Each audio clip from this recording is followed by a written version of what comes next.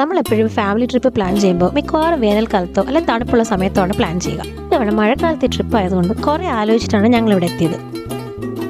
മഴക്കാലം ആയതുകൊണ്ട് നമുക്ക് ഒരുപാട് വെളിയിറങ്ങി കറങ്ങാനൊന്നും പറ്റില്ല. അതുകൊണ്ട് റിസോർട്ടിൽ തന്നെ എൻജോയ് ചെയ്യാനും അങ്ങനത്തെ ഒരു നേച്ചർ ലവേഴ്സിന് പറ്റിയൊരു സ്ഥലത്തോട്ട് പോകാമെന്നാണ് വിചാരിച്ചത്. ഞങ്ങൾ എത്തിയപ്പോൾ തന്നെ മഴയായിരുന്നതുകൊണ്ട് ആ സമയത്ത് അവിടെയുള്ള വൈബ് ഇപ്പം തന്നെ പിടികിട്ടി. റൂമിലിരുന്ന് മഴയുടെ ശബ്ദം ഇങ്ങനെ കേട്ടപ്പോൾ സത്യം പറയാമല്ലോ, ബാംഗ്ലൂരിലെ തിരക്കിന്ന് വന്ന് വളരെ പീസ്ഫുൾ ആയിട്ട് തോന്നി. മഴ തുറന്നപ്പോൾ റിസോർട്ടിൻ്റെ ബാക്കിയുള്ള ഫീച്ചേഴ്സ് നോക്കാമെന്ന് വെച്ചപ്പം നല്ല സ്വിമ്മിംഗ് പൂളുണ്ട്, ക്യാമ്പ് ഫയറുകളുണ്ട്, കുട്ടികൾക്ക് കളിക്കാനുള്ളതുണ്ട്, പിന്നെ ഒരുപാട് ചെടികളൊക്കെ ഉണ്ട്. ഇതൊക്കെ നമ്മൾ കണ്ട് നമുക്ക് എൻജോയ് ചെയ്യാൻ പറ്റി. ഈ ട്രിപ്പ് കഴിഞ്ഞപ്പോൾ ഞങ്ങൾക്ക് മനസ്സിലായി മോൺസൂൺ കാലത്ത് വരാൻ പറ്റിയ ഒരു സ്ഥലമാണ് വയനാട്. അതുപോലെ തന്നെ താമസിക്കാൻ പറ്റിയ സ്ഥലമാണ് കോഫി ഗ്രീൻസ് റിസോർട്ട്.